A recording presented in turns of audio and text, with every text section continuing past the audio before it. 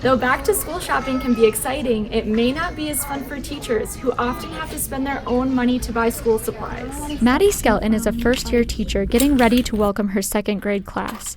Though she receives a monthly allocation from her school to purchase supplies, she said she's saving that money for bigger purchases for her classroom, such as furniture. Everything she's buying today is coming out of pocket. Oh, I never thought about how much my teachers were spending. I just thought, oh, maybe they buy some pencils for us, but there's so much more that teachers have to buy than just pencils and markers and stuff. They have to buy things to decorate the classroom. They have to buy things for prizes and incentives. There's so many things that actually go into teaching that I don't think that my parents and students would even have a clue that that's how much I'm spending. And at the first store of the day, Skelton spent a grand total of $106. Taking into account previous purchases, she has spent $344 from her own wallet so far, with still more to buy.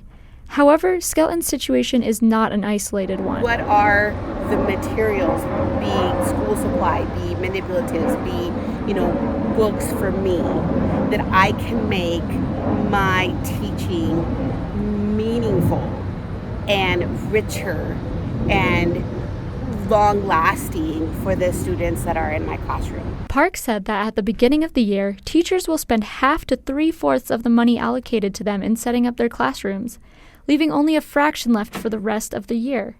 Park said she will spend her own money on supplies to enhance specific lessons for her students. And that stuff doesn't come out of your budget. That stuff that comes out of your pocket, because you really want to make sure that the kids are also they're experiencing that. And although with the population, I do make more than their parents, so I figured, if I can buy it and make it concrete and make it so that they remember, oh yeah, I remember we read the book Reading Some Ham and we had it, that's worth it. Just because the district doesn't give me the money or the legislature doesn't give me the money, it doesn't mean that I'm not going to go out and buy it, because I feel that if my students need it, then I will get it for them. Like Park, Teresa Smith works at a Title I school, which means that at least 40% of the students come from low-income families.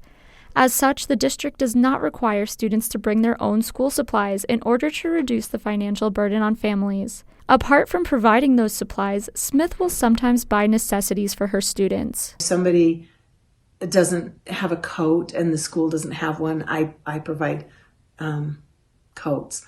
I've had children that you can tell they're wearing hand-me-down clothes and they don't fit them. They're falling off of them because they're smaller than their sibling was.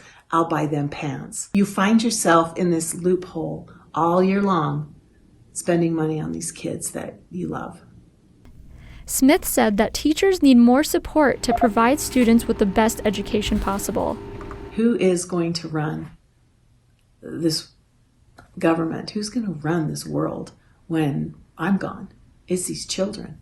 And we really need to give them the best learning opportunity that they can have. And if that's not being met in the schools and in home, how are they going to learn how to take over? Kaylee DeWitt, ABC4.com.